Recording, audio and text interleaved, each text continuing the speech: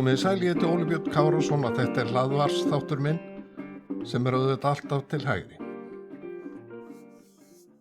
Ég hef áður sagt að ég get ekki að því gert en að stundum dáist ég að vinstrimönnum. Ekki fyrir hugsjónu þeirra, heldur fyrir málflutning, sem oft lyftarandi, beittur og ósvífinn. Í baráttu fyrir málstaðnum þvælast aukaatriði ekki alltaf fyrir. Staðreind eru lagðar til hliðar og fyrri orð og gjörðir eru löngu gleymd. Íslenski stjórnmálamenn, ekki síst þeir sem eru til vinstri, eða svokallaðir miðjumenn skreita sig í æ ríkara mæli með fallegum og jákvæðum orðum.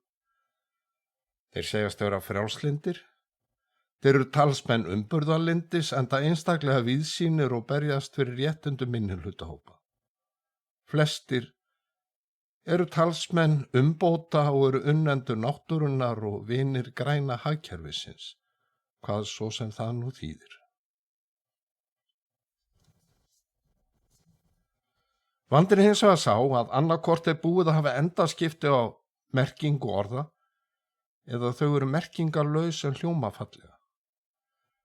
Umburðarlyndi stjórnmálamann og álitsgjafi oftar en ekki einskorðað við þá sem eru sömu skoðunar enda varla hægt að sýna röngum skoðunum skilning eða þolinmæði.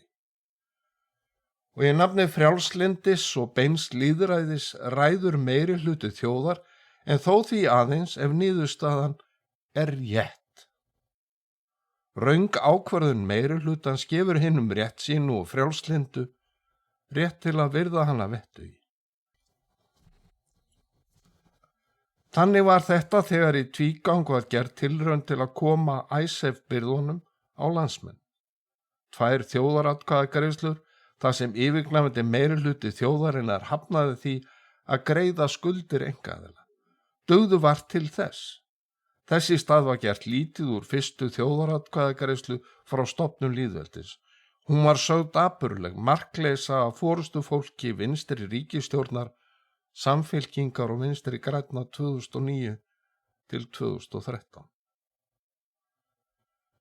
Það dettur engum í huga að við göngum í Evrópusambandið nema þjóðin sjálf taki ákvarðanir í því máli, jafnvel bæði hvort við eigum að fara í slíkar viðræður og þá að niðurstaðan verði lögð í dóm þjóðarinnar, sagði þáverandi formaður vinstri grænna á þingi árið 2003. Í júlí 2009 tók Steingrímur J. Sigfússon þátt í því að koma í veg fyrir að þjóðin sjálf tæki ákvörðun aðildarumsókn að Evrópusambandinu. Umsókn sem nú á að taka upp að nýju. Þá var Steingrímur orðinn fjármálaráðherra og annar forystumanna ríkisstjórnar hinna norrænu velferðar eins og sagt var. Hástemmdar yfirlýsingar beint lýðræði gleymast ef það hentar og þær eru settar ofan í skúfu. Í stefnu yfirlýsingu eftir kosningarnar 2009 gaf ríkisstjórn Samfylkingar og vinstri grænna fyrirheit að beita sér fyrir opinni stjórnsýslu, auknu gegnsæi og lýðræðis umbótum. Það þurfti því ekki aðeins pólitískan kjark, heldur töluverða forherðingu til að ganga til samninga við kröfuhafa, föllnu bankana og afhenda þeim 2 banka. Þá var vélað í bakherbyggjum í lokaðri stjórnsýslu og án nokkurs gagnsæis. Eitt mesta pólitíska og efnahagslega afrek ríkisstjórnar Sigmundar Davíðs Gunnlaugssonar og Bjarna Benediktssonar, ríkisstjórnar Sjálfstæðisflokks og Framsóknarflokks, var að snúa þessu tafli við með samningum við slitabú bankanum stöðuleikaframlög sem metin eru á 850 milljarða á verðlagi þess tíma. Samningarnir lögðu grunn að afnámi hafta, endurkomu Íslands á alþjóðamarkaði og nýrri sókn í efnahagsmálum og sókn í bættum lífskjörum. Orð og skilgreiningar skipta máli. Þetta vita snjallir vinstri sinnaðir hugsjónamenn betur en flestir aðrir og þess vegna hafa þeir lagt áherslu á að breyta merkingu orða eða hreinlega smíða ný orð og orðasambönd. Ólíkt því sem áður var felur umburðarlyndi ekki í sér virðingu fyrir ólíkum skoðunum eins og ég sagði áðan. Umburðarlyndi og víðsýni samtímans brýst fram í því að stjórnmálamenn ákveða að setja fjölmiðlum skorður og koma á fót sérstakri eftirlitsstofnun með starfsemi þeirra. Vinstrimenn hafa, með aðstoð miðjumóðsfólks, náð að breyta merkingu þess að vera frjálslyndur. Frjálslyndi hafði áður skýra merkingu. Takmörkun ríkisvaldsins, frjáls viðskipti og frelsi einstaklingsins til orðs og athafna og einkalífs. Klassískt frjálslyndi, eins og það birtist hjá Locke, Mill og síðar Hayek og Friedman, er baráttu gegn ofríki, afskiptum stjórnvalda og pólitískri íhlutun. En talsmenn forræðishyggju, aukinna ríkisútgjalda og ríkisafskipta á síðustu 2 áratugum eða svo skreitt sig með frjálslyndi og snúið þannig merkingu orðsins á haus. Þeir hafa stólið orðinu og frjálslyndi hefur hægt og bítandi orðið annað andlit stjórnlyndis vegna andvaraleysis hægrimanna sem hafa barist undir fánum frjálslyndis. Frjálslyndur stjórnmálamaður nútímans er samfærður nauðsyn þess að takmarka frelsið, koma upp öflugum eftirlitsstofnunum og setja flókin lög og margslungnar reglur. Aðeins íhaldsöflin vilja takmörku ríkisafskipti og tryggja einstaklingsfrelsi. Sá sem efast eftirlitsiðnaðinn og umsif hins opinbera er útrópaður af þeim sem fylkja sig undir gunnfána umburðarlyndis. Frjálslyndur stjórnmálamaður samtímans lítur á það sem skyldu sína að sá fræjum tortryggni og andúðar í garð frjáls atvinnulífs til sjávar og sveita. Frjálslyndi hins pólitíska rétttrúnaðar felst í því að seilast stöðugt dýpra í vasa skattgreiðanda og útdeila peningum til gæluverkefna.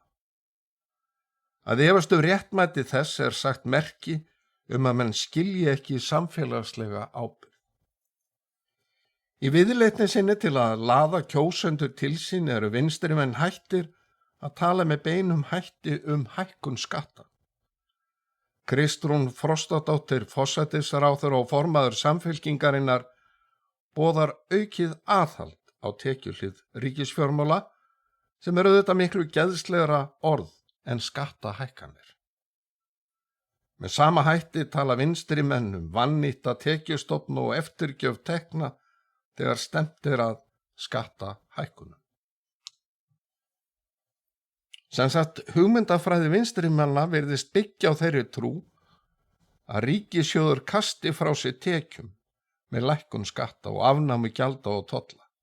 Styrking tekjustofna, aðhald á tekjuhlið eða leiðrétting og lokun á ímynduðu gati eru dæmum hugmyndaauki vinstrimanna sem klæða skattahækkanir í huggulegri búning en áður.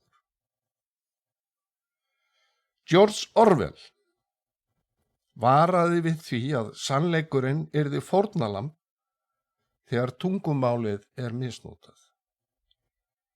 Í ritgerð sem hann birti árið 1946, Stjórnmál og enska tungan, hélt að því fram að villandi málfar væri notað til að fela óþægilegar staðreyndir.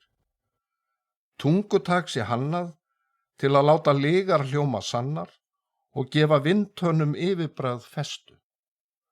Málfar þeirra sem berjast fyrir ákveðnu hugmyndafræði sem menguð af útúrsnúningi og óskýrleika. Mesti óvinur tungumálsins sé óskýrleiki. Þegar gjá myndast á milli raunverulegra og yfirlýstara markmiða, nota menn löng orð og útvötnuð orðatiltæki eins og smokkfiskur sem sprautar út bleki. Og skattahækkanir verða þannig aðhald á tekjuhlið.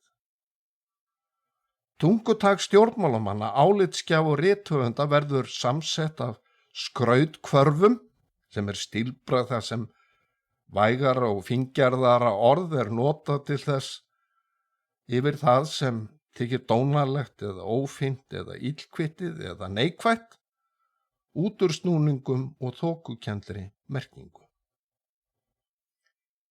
Orwell fjallar sérstaklega tilgerðarlegt orðaval og merkingarlaus orð.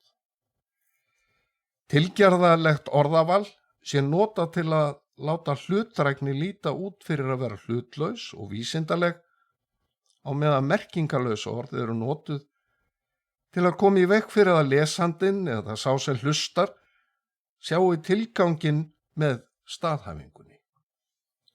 Og við eigum mörg dæmi hér á Íslandi, til dæmis frá apríl 2016, en þá boðuðu vinstri flokkarnir sem þá mynduðu meirihluta í borgarstjórn til fundar í Iðnó, þar sem lögð var áherslu á að breiða út boðskap þess sem kallað var umbóta aflana. Sá sem átti frumkvæði á boðun fundarins sagði í samtali við MBL að umbóta öflin vildu nýja gerð af pólitík og nýjar áherslur í stjórn landsmála. Það mikill áhugi á að reka nýja gerð af pólitík sé að skili við þessa gömlu pólitík og reka framtíðarpólitík. Sagði fundarboðandinn sem þá sóttist eftir að verða formaður Samfylkingarinnar. Ég hygg að Orwell hefði átt erfitt með að finna mörg betri dæmi klésjur og innantóma frasa stjórnmálamanna en þessa nýgerða pólitík, framtíðarpólitík, samræðupólitík, heiðarlegri stjórnmál, lýðræðislegur farvegur og öðruvísi pólitík. Og það fleiri dæmi það hvernig vinstri menn leika sér að orðum og jafnvel búa til ný orð til að ná fram jákvæðum hughrifum. Frá Bandaríkjunum fyrir nokkrum vikum kynnti bandaríski sófabyltingamaðurinn Hassan Piker hugtakið smárán, það microlooting, til að sveipa búðarþjófnaði jákvæðu yfirbragði. Fjölmiðlar og vinstri sinnaðir álitsgjafar tóku orðið upp á sína arma, enda verið að gefa í skyn að búðarþjófnaður sé aðeins vandamál þeirra sem smámunasamt þráhyggjufólk sem vill standa vörð eignarétt gegn réttlátri dreifingu eigna. Vinstri menn hafa alltaf verið sérstaklega færir í að stela orðum, breyta merkingu þeirra eða búa til ný orð og orðasambönd í pólitískum tilgangi. Orðasmiðirnir vilja stjórna eða í það minnsta hafa áhrif á félagsleg samskipti okkar með orðum og orðasamböndum. Og að breyta merkingu orða þjónar sama tilgangi. Ég tók dæmi við frjálslyndi og umburðarlyndi hér áðan, hið sama á við orðið jafnræði. Það allir skulu vera jafnir fyrir lögum og eiga sama möguleika til að ná árangri og eigin verðleikum eða mistakast. En líkt á í öðrum löndum og þó sérstaklega í Bandaríkjunum hefur orðinu verið rænt og merkingu þess breytt.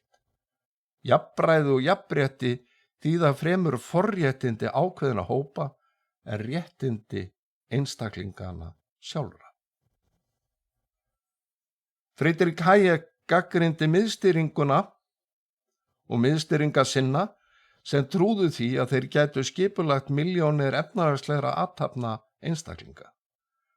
Hann sýndi fram á að enginn gæti nokkur tíma búið yfir nægilegum upplýsingum til að skipuleggja hagkerfi á skynsamlegan hátt vegna þess að nauðsynleg þekking er dreifð meðal milljóna einstaklinga sem taka milljónir ákvarðana á hverjum degi.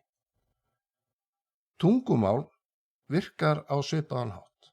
Orð þróast lífrænt með notkun, með núningi, með hægfara lýðræðislegu ferli, þar sem fólk ákveður að eitthvað sé þess virði að nefna og hvernig eigi að nefna það.